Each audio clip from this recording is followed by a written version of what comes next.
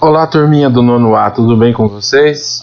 Espero que sim, e estamos aqui para mais uma videoaula, aula de número 3 do terceiro bimestre.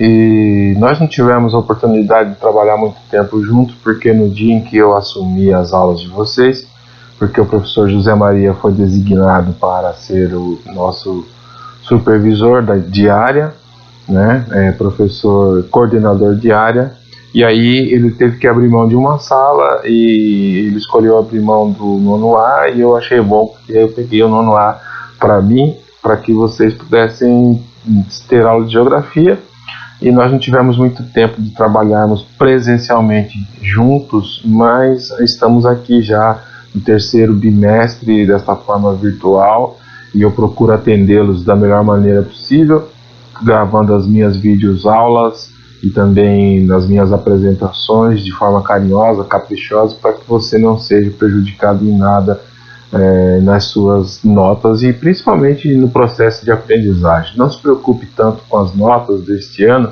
mas se preocupe mais com o processo de aprendizagem. Para isso, estou à sua disposição. Se você tiver dúvida, basta entrar em contato, você tem o meu contato e você pode entrar em contato e esclarecer a dúvida. Eu gostaria muito, porque eu tenho tido pouca adesão dos alunos do nono A. Geralmente são de 3 a 6 alunos somente que estão fazendo as lições. Isso é um número muito baixo e muito ruim. Para que os demais não sejam prejudicados, porque vão ser prejudicados não porque por causa de nota, não é isso, mas no processo mesmo de aprendizagem, para que não haja então prejuízo no processo de aprendizagem dos seus colegas, seria interessante que eles entrassem em contato comigo, com os outros professores, para fazer as lições que estão pendentes, tá? Porque vai chegar uma hora que vai ficar difícil, né? Eu ainda consigo ser um pouco mais maleável, estendo os prazos das minhas atividades. Então, lá no Google Classroom, por exemplo, eu estendi todos os prazos de entrega das minhas atividades. Então, eu gostaria de pedir a gentileza de você entrar em contato com um colega de sala seu do nono A, vocês que estudam junto faz tempo, dá um toque para ele, fala, não deixa para depois não, vai, conversa com o professor Jeremias. Se não estiver no grupo de WhatsApp da sala, pede para ser adicionado no grupo. Se não quer ser adicionado no grupo, pode entrar em contato pelo meu particular mesmo. Eu mando os links das lições.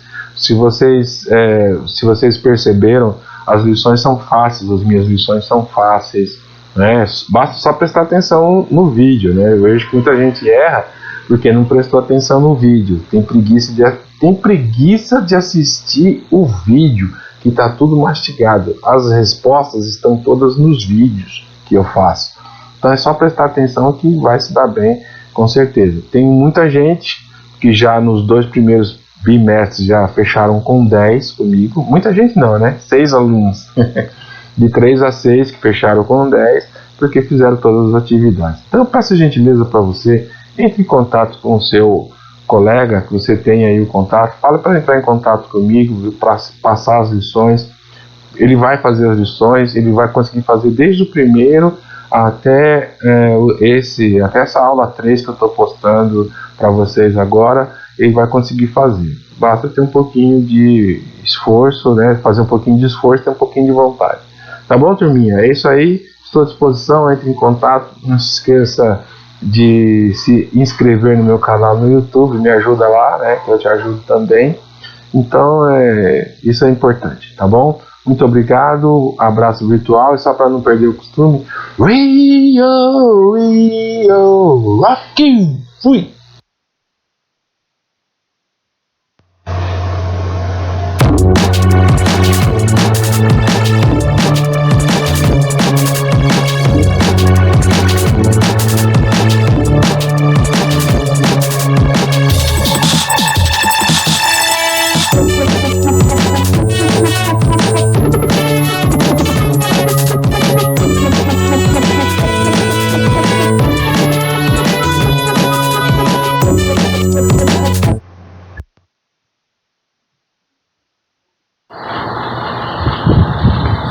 Muito bem, turminha, vamos lá então para a nossa aula de número 3 do terceiro bimestre.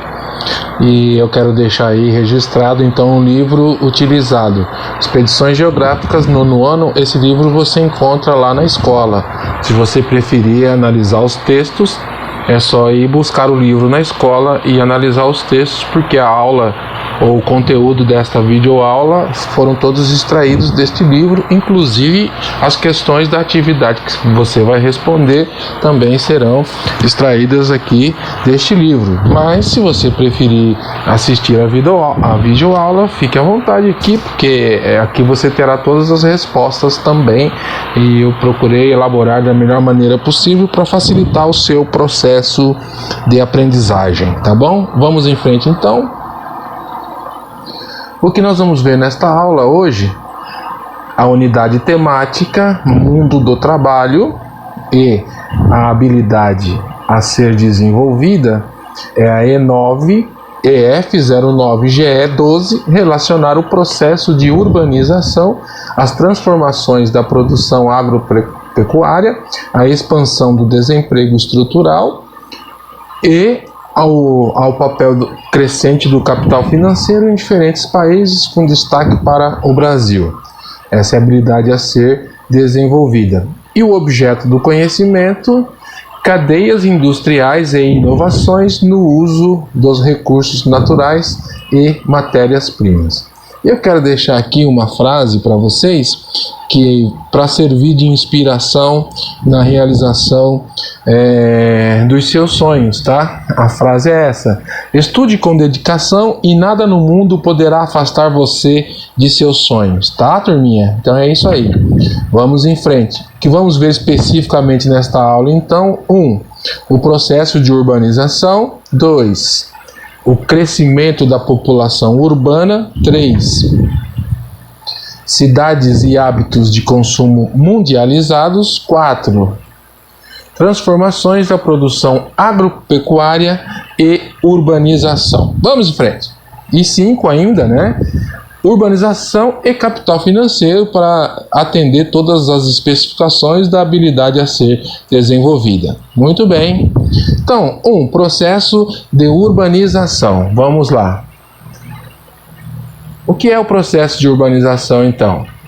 O processo de urbanização é o processo no qual a população urbana cresce a taxas mais elevadas do que a população rural. Então, é o processo onde a população urbana, a população da cidade, cresce a taxas mais elevadas, a números mais elevados do que a população rural. Um fenômeno demográfico que se caracteriza pela tendência de concentração da população de um país ou região nas cidades.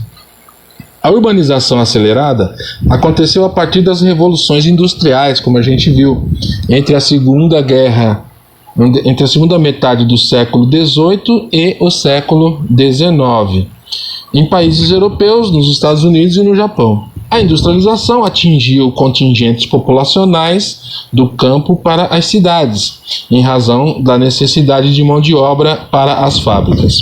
Em países como Brasil, México, Argentina e outros, a urbanização é mais recente. Identificou-se a partir dos anos de 1950 com o crescimento da atividade industrial.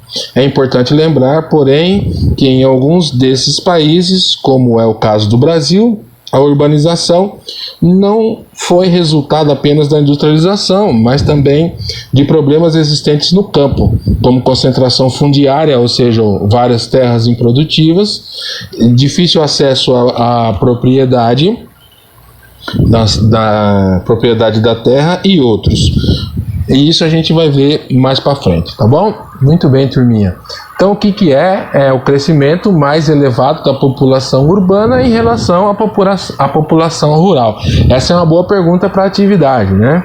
Quando aconteceu? Então, aconteceu com as revoluções industriais, séculos 18 e 19, porém no Brasil, além essa questão da Revolução Industrial, no Brasil, mais especificamente, mais peculiarmente, com relação à criação do latifúndio, né, das terras improdutivas, o que acabou uma migração interna da população rural para a população urbana. Muito bem, vocês estão ouvindo aí ao fundo a voz ou o latido do digníssimo cachorro do vizinho, né? É o cachorro do meu vizinho, no bom sentido aqui, que está também entrando na nossa aula. Ó, vamos ouvi-lo.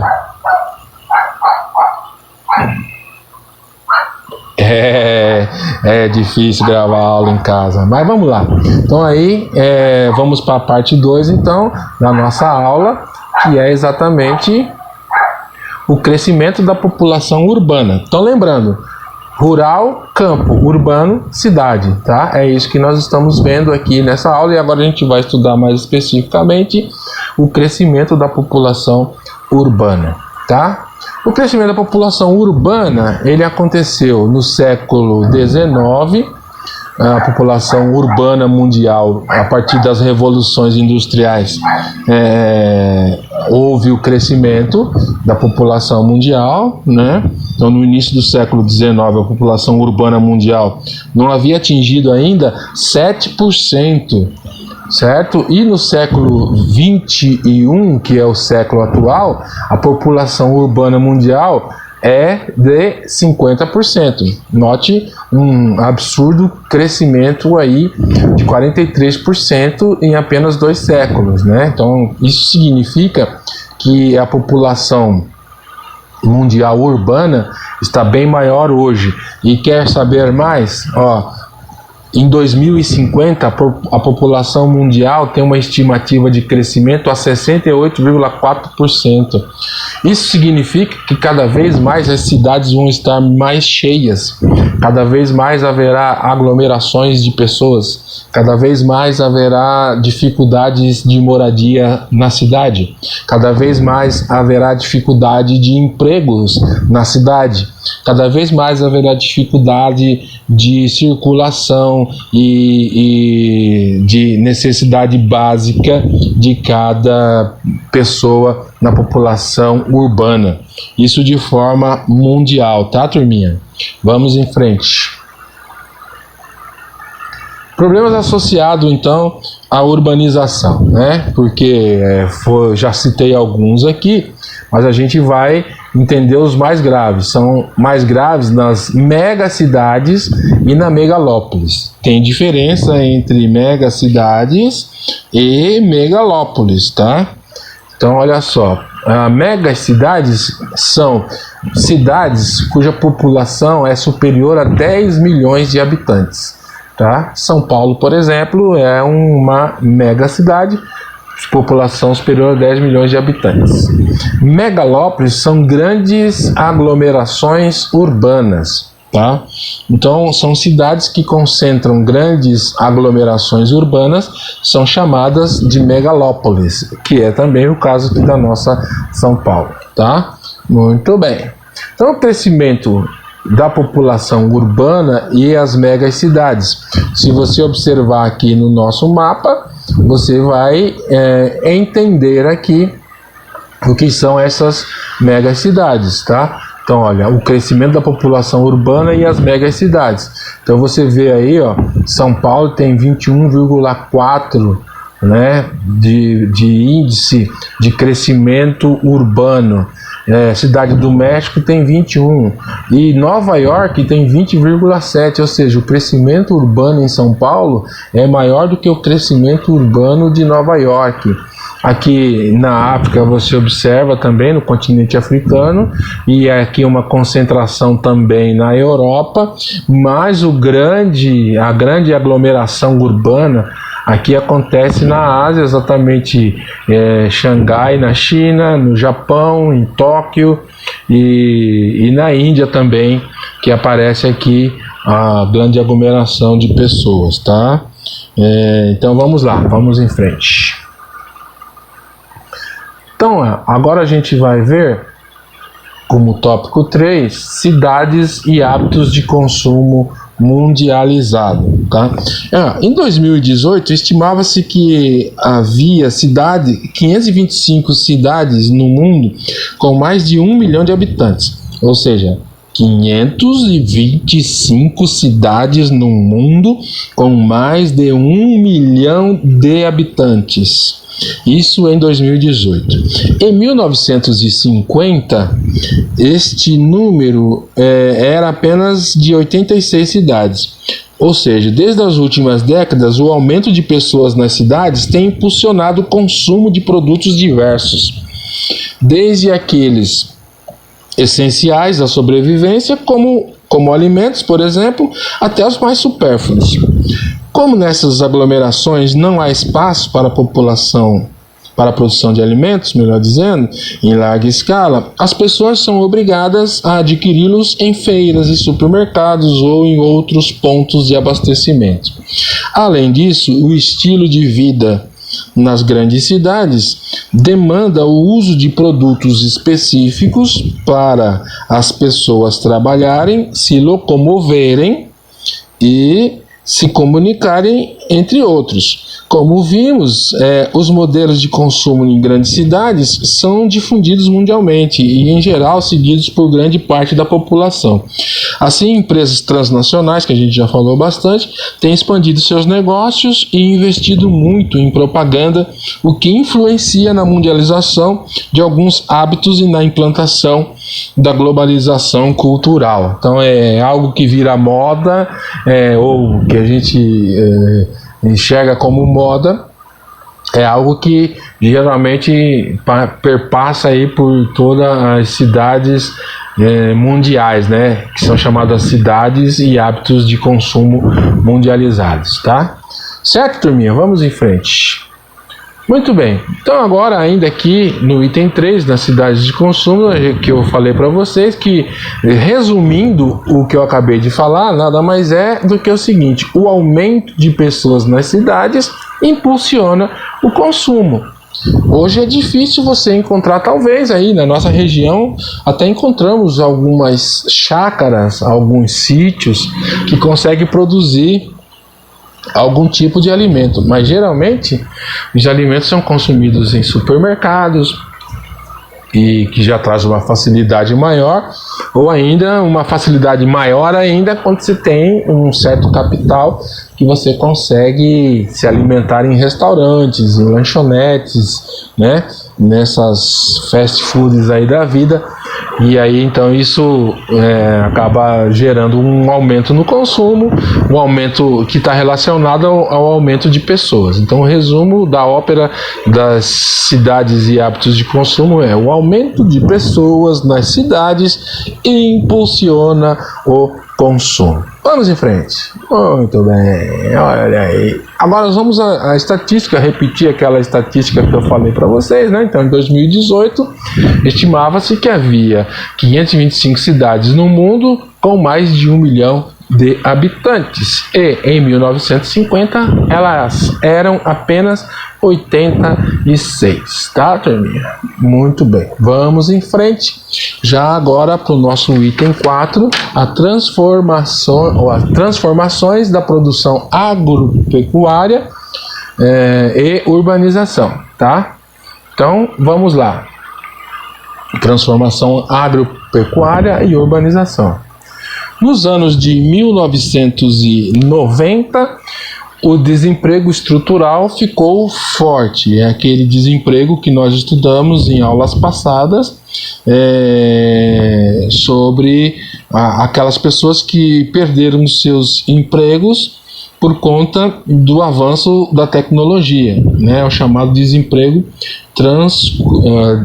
desemprego estrutural. As transformações da atividade agropecuária decorrentes da introdução de inovações científicas e tecnologias no campo, desde os anos de 1960, com um pico aí em 1990, ajudam a explicar não somente a intensa urbanização após esse período, como também o desemprego estrutural no campo. Ou seja, então, o desemprego estrutural nos anos 90 é explicado exatamente pelo fato o aumento da implantação de ciências e novas tecnologias no campo, na área rural, e isso obrigou as pessoas que trabalhavam lá, substituídas por máquinas, virem a procurar emprego para sobreviverem nas cidades. Daí o aumento da população urbana, tá?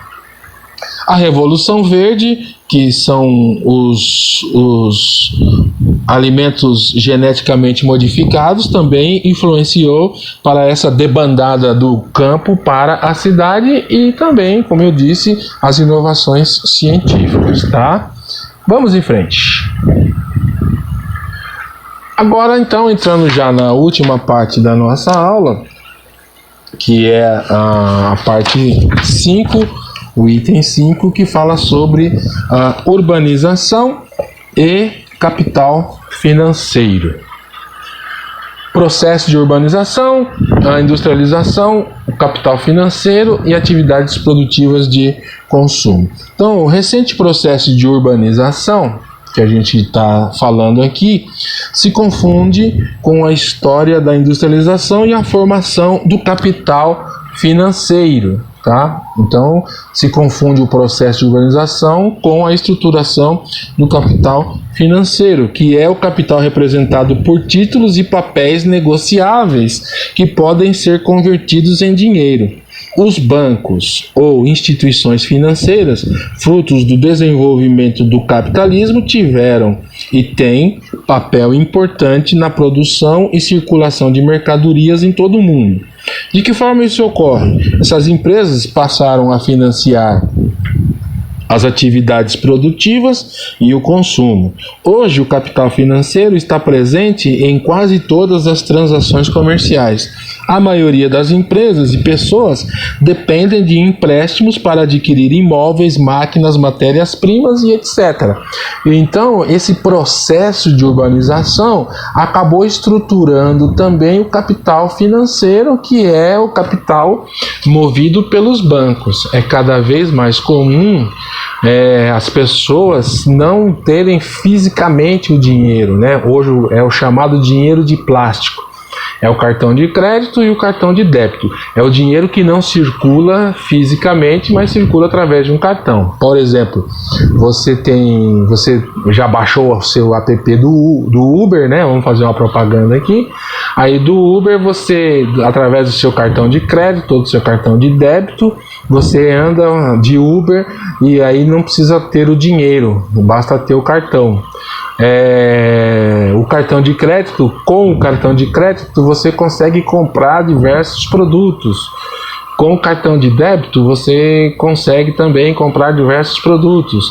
Então você não vê a circulação do dinheiro em espécie, em papel, mas você vê a circulação do dinheiro eletrônico. Já existem até os chamados aí dinheiro eletrônico, o Points aí, né? Que eu esqueci o nome daquela Big Points, Mega Points, eu esqueci o nome daquela moeda, que é a moeda eletrônica, que não precisa nem mais o dinheiro em espécie para fazer Bitcoin, né? Bitcoin, acho que é isso, Bitcoin. É os Bitcoins da vida, que você não precisa ter o dinheiro em papel, em espécie, basta ter os Bitcoins, que você vai conseguir ter diversas negociações, diversas negociações financeiras. Você vai adquirir um imóvel hoje, você vai receber o dinheiro não vem para você, o dinheiro vai direto para o construtor, para a imobiliária, você só vai receber os boletos para você pagar. E como se você tiver uma conta em um banco e o boleto ver de forma eletrônica também, que não precisa mais do papel, você vai conseguir pagar o boleto através do cartão, através do app do banco. Isso é o capital financeiro, tá? E isso acabou se confundindo com o próprio processo de urbanização, ou seja, o processo de urbanização, aqui representado pelos bancos, passou a dominar todas essas características de negociação financeira que eu estou falando a vocês, tá? E aí isso também acaba gerando um aumento na industrialização, porque uma vez que a população aqui que pertence a esse processo de urbanização começa a girar esse capital aqui dos bancos, e isso impulsiona o consumo. Cada vez que o consumo é impulsionado, cada vez mais a indústria também é impulsionada, as atividades produtivas e de consumo são impulsionadas também. Isso é um movimento financeiro que ocorre, né? Ele é a urbanização e o capital financeiro tem tudo a ver. Quanto maior a urbanização, maior o giro de capital financeiro, maior o giro de atividades produtivas de consumo, maior a industrialização. Essa é a relação da urbanização e do capital financeiro, porque nós vivemos em um mundo extremamente capitalista, ok? Muito bem, vamos em frente então. Aqui nós vamos ver as cidades globais. O que são cidades globais? A cidade sempre teve um papel central na economia capitalista. Assim, fatores locacionais para a implantação de instituições financeiras são, em certa medida, definidos pelo total da população de uma cidade e de seu dinamismo econômico, aquilo que eu falei anteriormente. Foram esses fatores que historicamente comandaram a distribuição espacial do sistema financeiro. Daí se explica a concentração espacial da atividade financeira em grandes cidades como Nova York, Londres, Paris, São Paulo, entre outras, o que contemporaneamente permitiu a formação das chamadas cidades globais, que são essas cidades, né? Nova York, São Paulo, Londres, Paris, Tóquio, Hong Kong, dentre outras, tá, turminha? Dentre outras. Aqui a gente está falando de algumas só, que são essas cidades onde basicamente tudo que acontece aqui é o que reflete no mundo inteiro. São cidades globais porque recebem negócios, recebem indústrias, recebem pessoas, recebem tudo que circula no mundo passa por essas cidades globais. Então, hoje em São Paulo você consegue qualquer tipo de negócio com qualquer local aqui do mundo. E assim em Londres, assim em Nova York, assim em Paris, empresas que têm filiais nestas cidades, enfim, as multinacionais, as transnacionais, que a gente falou bastante aqui. Certo, turminha? Vamos em frente então. Conclusão. Olha aí, eu quero que você reflita nessa conclusão, porque é importante para a sua vida, tá? Eu quero que você entenda o seguinte, que cada vez mais, em um mundo cada vez mais urbano, você tem que investir no seu futuro. Essa é a conclusão. E em um mundo cada vez mais urbano, você tem que investir no seu futuro. E como é que você investe no seu futuro? Estudando, né, o vacilão? Estudando, né, o vacilona?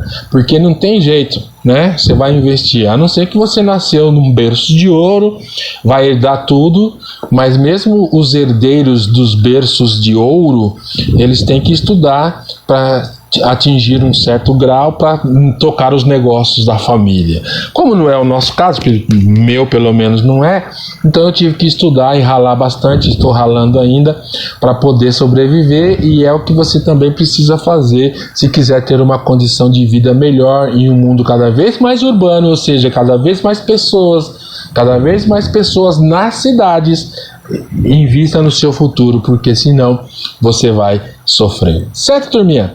Muito bem, então agora é só dizer para você, né, inscreva-se no meu canal do YouTube, Professor Jeremias, aí eu vou ficar assim, balançando de um lado para o outro, feliz da vida. Tá aqui o link se você quiser, ou é só procurar lá, canal do Professor Jeremias, tá, no YouTube, que você se inscrevendo lá, você me ajuda e vai ser muito bom.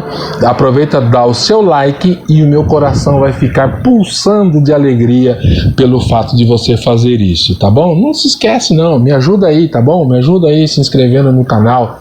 Ok, turminha? Vamos lá então. Só me resta dizer um forte abraço para você. Abraço virtual. Até a próxima. mais uma aula. Tchau!